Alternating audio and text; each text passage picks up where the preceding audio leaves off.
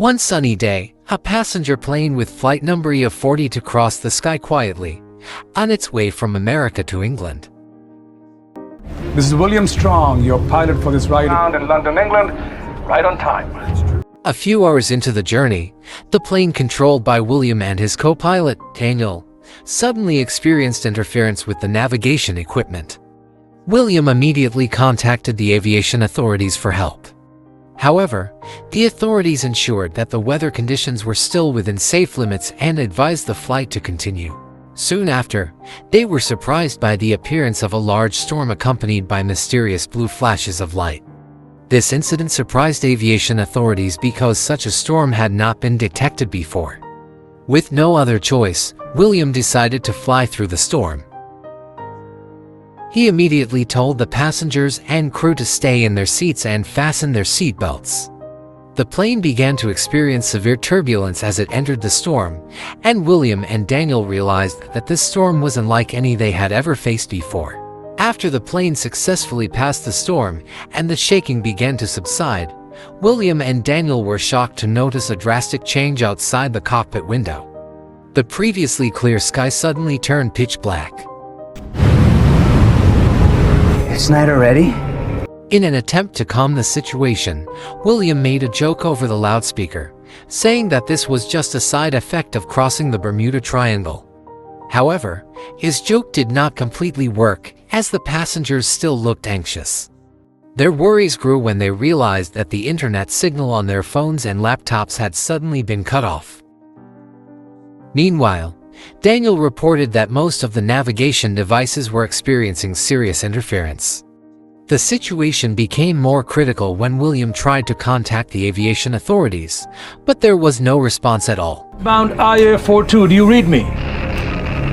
Since the plane's radar was still functioning, William and Daniel suspected that the disturbance in the navigation equipment was caused by the storm they had just passed through. Both hoped that conditions would return to normal soon. Meanwhile, the flight attendants began distributing refreshments to passengers while explaining that the turbulence experienced earlier was normal, with the aim of calming the situation in the cabin. A flight attendant named Cameron took the time to go around, asking each passenger how they were. During the trip, she chatted with two men who turned out to be history professors. Both were on their way to attend a seminar at a prestigious university. At the back of the plane, an old man was busy writing down every activity that happened on the plane in his diary, looking calm despite the slightly anxious atmosphere. Meanwhile, in the cockpit, William and Daniel were starting to feel worried. Their radar still showed no other planes nearby, which made them suspect that the plane had deviated from its intended flight path. To make sure of their position, William decided to turn the plane once to get a better orientation. However, after performing the maneuver, the two of them became even more confused. The view of the land below them was completely unrecognizable. Unexpectedly, the plane's radar caught something approaching. At first, William and Daniel thought it was just another storm that suddenly appeared. However, their view changed drastically when through the plane's windshield, they saw a group of fighter planes flying in formation, dropping bombs on an area of land below. The scene resembled a massive war situation. While William and Daniel were still trying to analyze the strange incident, suddenly a fighter plane appeared right in front of their plane. The sight shocked both of them and immediately took action to avoid potential danger. Quickly, they turned off the plane's navigation lights and raised their plane to a higher altitude, trying to hide behind thick clouds. Passengers' patience began to run out, and they demanded an explanation of what was happening. Cameron, who had also not received any further information, tried to calm them down by saying that the situation was still under control and that he had not received any official notification. However, a passenger named Michael could not contain his anxiety and bravely stopped Cameron for an immediate explanation. Fortunately, another flight attendant soon came and sternly warned Michael not to escalate the situation. She asked all passengers to remain calm and follow the instructions. When William repeatedly fails to contact aviation authorities, he finally decides to take the plane down to find out their current position. Daniel, who was initially hesitant because he was worried that fighter planes would shoot them, finally agrees after William reminds him that the plane is half full of fuel, so they must land immediately. However, before the plane lowers its altitude, the two professors on board inform Cameron that they know something important and insist on meeting with the pilots. Meanwhile, Michael follows them secretly to listen in on the two professors' conversation. The history professor then reveals that the fighter plane they just saw was actually discontinued in 1945 and was used by the Nazi military during World War II. William, who initially doesn't take the story seriously, tries to chase them away. However, after the two professors speculated that the plane might have flown without satellite signals, William finally gave them a chance to explain further. The two professors then speculated that the plane might have traveled back in time to 1940, which would mean they were now in the middle of World War II. Since this time travel is believed to be caused by a strange storm, the two professors suggest that William look for a similar storm so that they can return to their original time. Although it sounds crazy, William still chases them away and asks them not to tell the other passengers. Michael, who is suspicious, begins to monitor the movements of the two professors, who are busy matching the events that are happening with the history books they are carrying. Then, the plane began to descend to try to communicate again with anyone. Luckily, they finally managed to contact Nigel, a British soldier, who gave them a little hope of finding out more about their situation. But unfortunately, Nigel doesn't really pay attention to William's request for help. He thinks that William is just an enemy trying to interfere with his radio signal. When Daniel tries to ask about the current date and year, Nigel just laughs and calls the question ridiculous, then answers that it is now June 17, 1940. William, who was shocked because the speculation of the two professors turned out to be true, tried to explain the situation they were experiencing to Nigel. However, Nigel still did not believe him. Luckily, the two professors came into the cockpit and helped William provide information that could convince Nigel.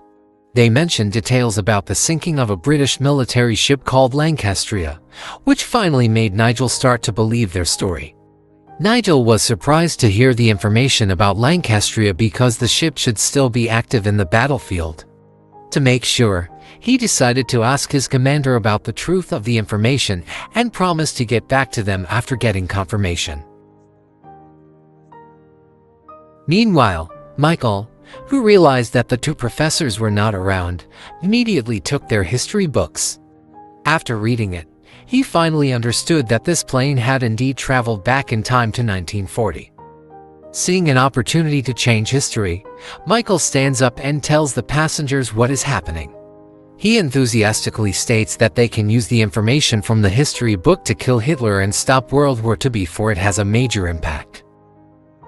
While most of the passengers took Michael's words as a joke, there were some who believed and agreed with his plan to force the pilot to land in Germany. However, the situation soon escalated when two passengers who were American soldiers stood up and tried to stop them. They warned that such an action could be considered terrorism, which would only lead to worse consequences. However, the group of passengers who supported Michael's idea ignored the warning, which eventually led to a heated brawl inside the cabin. The brawl involved several passengers, even forcing the flight attendants, including Cameron, to intervene to stop the situation from getting out of control. After a fierce fight, two American soldiers managed to control the situation and warned the group of passengers not to escalate the situation and endanger everyone on board. A few minutes later, Nigel contacted the plane again and confirmed that the Lancastria had indeed sunk. This information was invaluable as it helped the British forces devise a rescue strategy for their soldiers. However, Nigel, who now fully believes William and the two professors' stories, realizes a fundamental difference between the history he knows and the information in the professors' history books.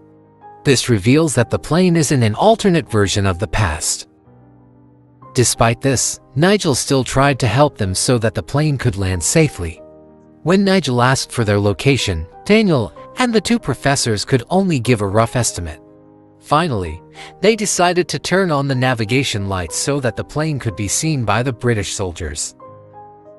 However, the unexpected happened. The plane was detected by the Nazi soldiers first. Without wasting any time, the Nazi troops immediately took action. Several Nazi fighter planes approached, surrounded, and started shooting at the plane. William quickly turned off the navigation lights again and tried to avoid being shot for the safety of all passengers. He performed extreme maneuvers in the air, dodging every bullet, while the screams of fear from the passengers echoed throughout the cabin.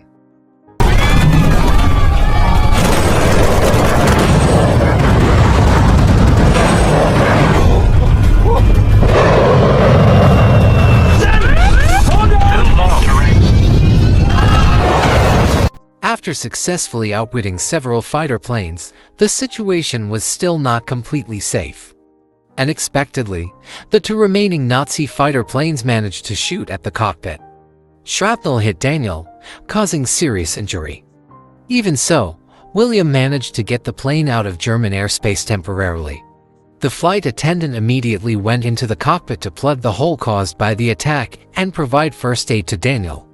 However, the situation became more critical when William realized that the shots had not only caused damage to the plane but also damaged the landing gear. In addition, the remaining fuel was almost running out, making William even more worried. Communication with Nigel is still not established, and William is faced with a dilemma. Cameron, one of the flight attendants, suggests that William be honest with all passengers about the condition of the plane and ask for their help in fixing the landing gear. On the other hand, Nigel is receiving orders from his commander. The commander warns that this mysterious plane may have to be destroyed to prevent its technology from falling into the hands of the Nazi military. After ensuring Daniel was stable, William went to the cabin to explain the situation to the passengers. He explained that the plane had been badly damaged by the attack and that the landing gear was not working. William appealed to the passengers who were willing to help fix the plane's landing gear for everyone's safety. A passenger named Teresa steps forward and reveals that she is an engineer.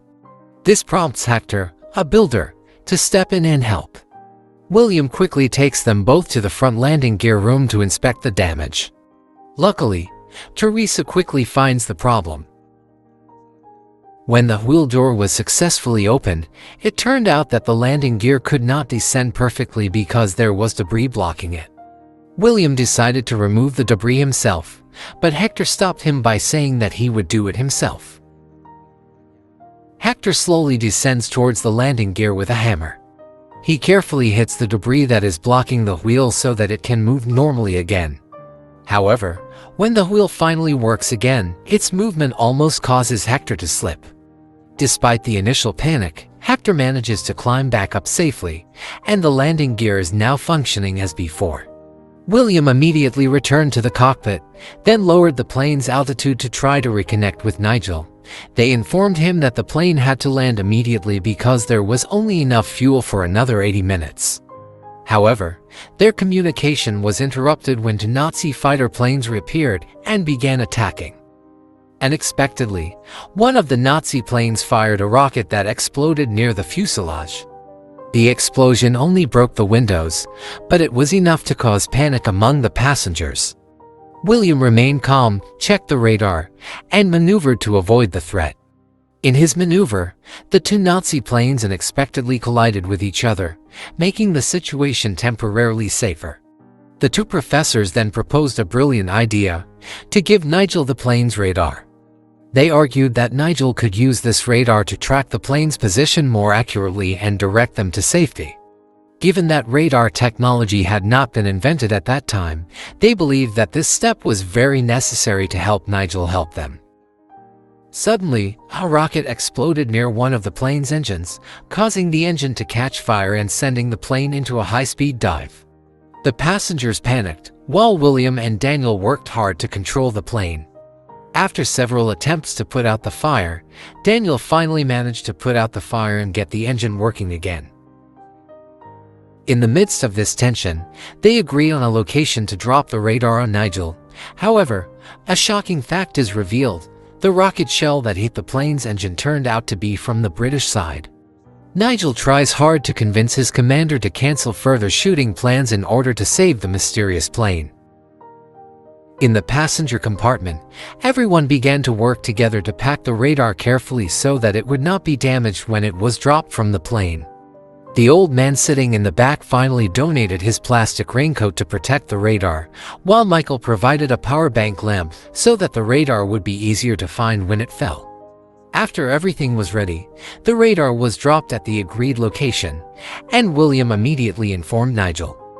However, the Nazis spotted the package first. When they tried to take it, British troops arrived at the same location, triggering a fierce firefight. Luckily, the British troops, who were superior in numbers, managed to take out all the Nazis and secure the radar package. However, suddenly the Nazi fighter plane reappeared and fired a rocket. The explosion from the rocket caused a hole in the fuselage, sucking the passengers out.